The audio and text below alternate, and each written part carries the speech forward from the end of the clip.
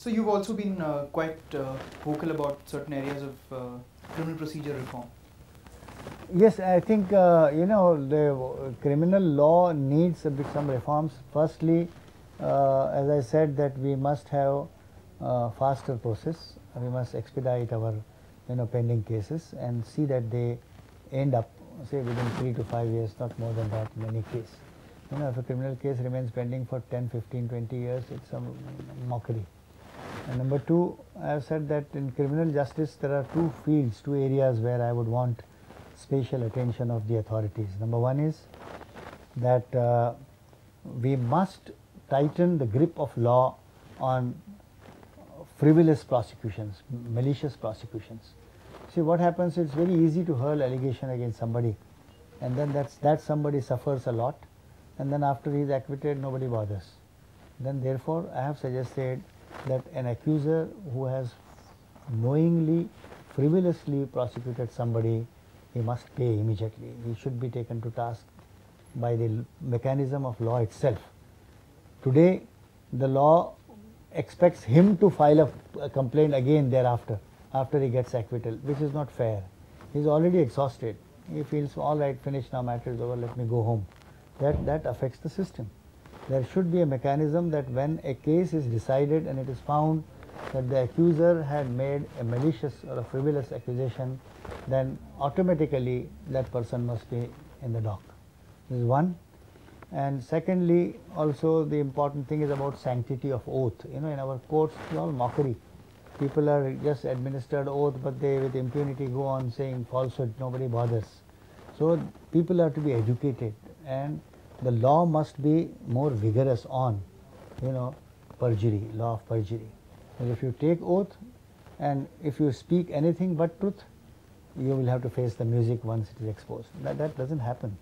I think these two areas, if we tighten the grip of law, the fear of law, it should be instant, then probably our system will improve.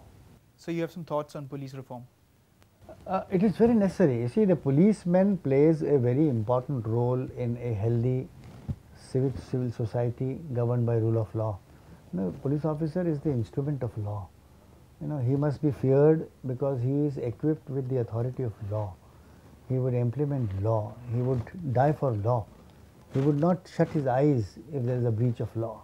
That image of police must be prevalent in the minds of common people, but unfortunately it is not so.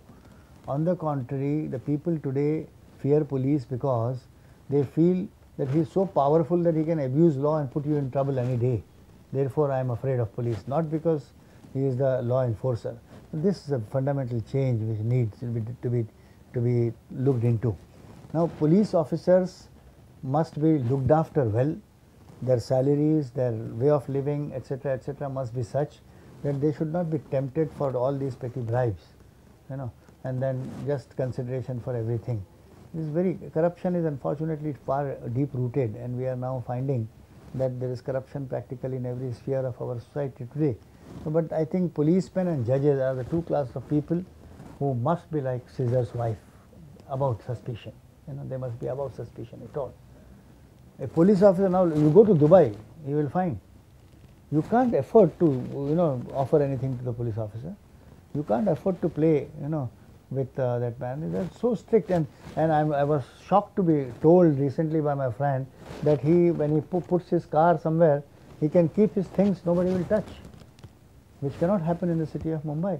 I think something seriously will have to be done with regard to the role of the policeman, the image of the policeman, and the perception in the mind of the common people of a common police officer.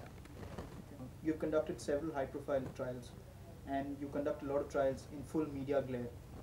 How does the media influence the outcome? Yeah, in fact, media has been approaching me for everything. Day before yesterday, Supreme Court gave some judgment on the question of arrest, that the arrest must not be immediate, arrest can be deferred and all that, and also about anticipatory bail. But then I must tell you, media is of course a very important, a very healthy instrument in our democracy, and it plays certainly a very challenging role. But then sometimes media,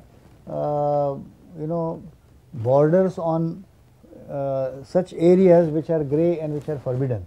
For example, if the Supreme Court is hearing something and the media starts playing before the judges hear, because judges also are part of our society, they also look at the television, they also read the newspapers. So even inadvertently they are likely to be influenced by the view that is created by media. So media must always try to exercise constraints on the matters which are under active considerations of High Court and Supreme Court on the day in question. They can generally discuss on that subject, but not, for example, when Ratan Tata's petition came up, they asked me that how do you justify Ratan Tata's petition, whether right to privacy get precedence over public interest. And actually I had to tell them that, look here, we should not comment on Ratan Tata's petition. Generally you can ask me that if there is a collision between the conflict between right to privacy and public interest, what prevails? And my answer certainly is public interest. But then, therefore, media must always understand that even we don't say that our judges are that weak that they could be influenced by whatever an ordinary media journalist would say. No, but certainly it does send a message somewhere. So let us also take caution and try to prevent that part of it also, which is not in good taste and not in the best interest of administration of justice. Personally, have you had any difficulty with media focused on your trials? No. In fact, I have been very cautious. I have never placed the cart before the horse. I have always been very slow, and I have always asked my media friends also. They are very good to me.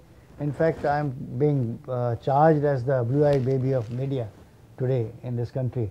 Not even in India, even BBC, Pakistan Red TV and CNN and all those people also keep on asking me.